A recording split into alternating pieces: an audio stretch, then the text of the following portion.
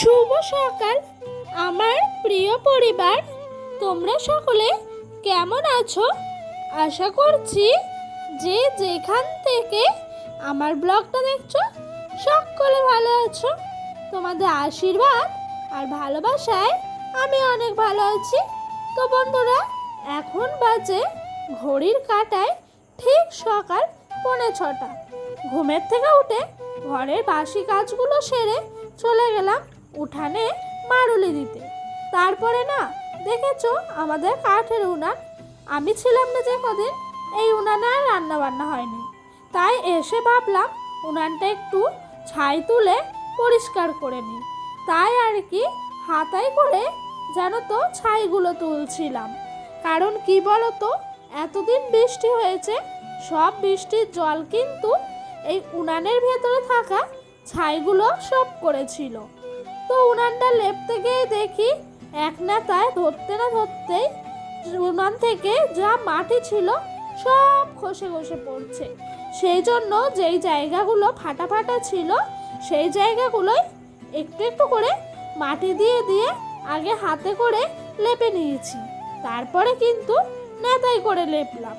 কারণ কি জানো তো বন্ধুরা, নেতাই করে যদি আমি প্রথমেই উনানটা লেপতে যেতাম তাহলে যেন আরও মাটিগুলো খসে খসে পড়ে উনানটা একেবারে বিচ্ছিরি আকার ধারণ করত। তাই আর কি হাতে করে মাটিগুলো দিয়ে দিয়ে আগে লেপে নিয়ে তারপরে তোমার উনানের ভেতর বাইরে সব নেতাই করে ভালো করে লেপলাম। তো বন্ধুরা জানো, আমি না এই উনান পাটটা বেশিটা লেপিনি, একটু উনানের সাইডটা লেপে চলে এসেছিলাম বাসন মাজবো বলে। তো বন্ধুরা জানো তো, সংসার করতে গেলে না রূপের প্রয়োজন হয় না, গুণ আর বুদ্ধি থাকলেই সংসার চালানো যায় সঠিকভাবে। সেটা কিন্তু আমি সংসার জীবনে এসে হাতে নাতে প্রমাণ পেয়েছি। হতে পারে ভগবান রূপ দেয়নি, কিন্তু সংসারের বুদ্ধি করে করে চালানোর গুণটা ভগবান আমাকে ঠিকই দিয়েছে। না হলে সংসারের এত কাজ আমি নিয়ম মেনে কিভাবে করি, তাই না বলো? নিত্যদিনের কম বেশি কাজ তো থেকেই যায়। সব কিছু কিন্তু একটু আমি জানো তো নিয়ম মেনে মেনে করি। প্রথম যেই কাজটা করি সেগুলো প্রথমেই রাখি।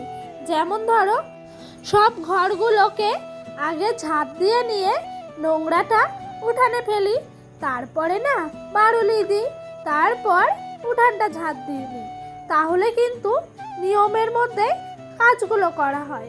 তো আজকে ভাবলাম মারুলি দেওয়ার পর উনানটাও লেপে নিই, তাই আর কি উনানটা লেপে নিলাম। তো বন্ধুরা, কালকে রাতে ডোডোর কিছু ক্যাথা ছিল যেগুলো ও টয়লেট করেছিল, আর কিছু সারা দিনকার জামা কাপড় ছিল, সেগুলো নিয়ে এসে ধুয়ে নিচ্ছিলাম। আর এত মোটা মোটা ক্যাথা, প্রত্যেক দিন কিন্তু আমার একটাই টেনশন থাকে, ক্যাথাগুলো আজকে শুকাতে পারবো তো, বৃষ্টি এসে ভিজবে না তো? কারণ কি বলতো, এই ক্যাথাগুলোই যে রাতে পেতে ওকে আবার শোয়ায়। তো এইদিকে ডোডোর যে কিছু জামা ছিল কালকে সারাদিনে, সেইগুলোকেও একটু সার্ফের জলে ভিজিয়ে রেখেছি। তাহলে না ফেনাটাও মরে যাবে আর নোংরাগুলোও ছেড়ে যাবে। তারপর এদিকে চা বসিয়ে দিলাম। চা খাওয়ার পর্ব শেষ হতে না হতেই দুপুরে কি রান্না হবে সেই চিন্তা তো মাথায় রয়ে গেছে। তো আজকে যেন বরমশাই যা সবজি এনেছিল সেগুলোই করা হয়েছে। এই ঝিঙেটা আমার শাশুড়ি মা একটা নতুনভাবে করে, সেটা না হয় তোমাদেরকে একটু পরেই বলি। তো এই ঝিঙেগুলো কেটে নিচ্ছিলাম, সবজিগুলো আগে ভাগে কেটে রাখছিলাম। তো বন্ধুরা, প্রথমেই বলে রাখি, আমার ভিডিওটা তোমাদের যদি ভালো লেগে থাকে তাহলে অবশ্যই একটা লাইক কমেন্ট করো। আর যদি ভিডিওটা আরও ভালো লেগে থাকে তাহলে চ্যানেলটা সাবস্ক্রাইব করে পাশে থাকা বেল বাটনটা প্রেস করে দিও। কারণ কি বলো তো, আমার নিত্যদিনের ভিডিওগুলো তোমাদের কাছে সবার আগে পৌঁছে যাবে। তো বন্ধুরা, তোমাদের সঙ্গে কথা বলতে বলতে ওইদিকে দেখো আমার সবজি কাটা হয়ে গেছে। তারপর দেখলাম বেশ ঝলমলে একটা রোদ উঠেছে, তাই দেরি না করে বাইরে যা জামা কাপড় ছিল সেগুলোকে একটু উল্টে পাল্টে দিচ্ছিলাম। তারপরে এই দেখো ঘরে যে সবজি কেটেছি একটু নোংরা ছিল, সেই জন্য ঘরটা ভালো করে ঝাঁপ দিয়ে নিলাম। ওইদিকে ডোডোকে ঘুম পাড়িয়ে রেখে এদিকে ডোডোর জুতোটা পরিষ্কার করে নিচ্ছি। কারণ কি জানো তো, এই জুতোটা তো সাদা কালার, একটু পরতে না পরতে জুতোটা নোংরা হয়ে যায়। জুতোটা কিন্তু আমাকে প্রত্যেক দিন পরিষ্কার করে এইভাবেই ঠিক জল ঝরাতে দিতে হয়। তো আর কি, ওইদিকে ডোডোর একটা বোতলও ছিল, সেটাকে একটু ভীম জল দিয়েও ভালো করে পরিষ্কার করে নিলাম। এখন ডোডো ঘুমাচ্ছে, সব কাজ নিশ্চিন্তে করতে পারবো।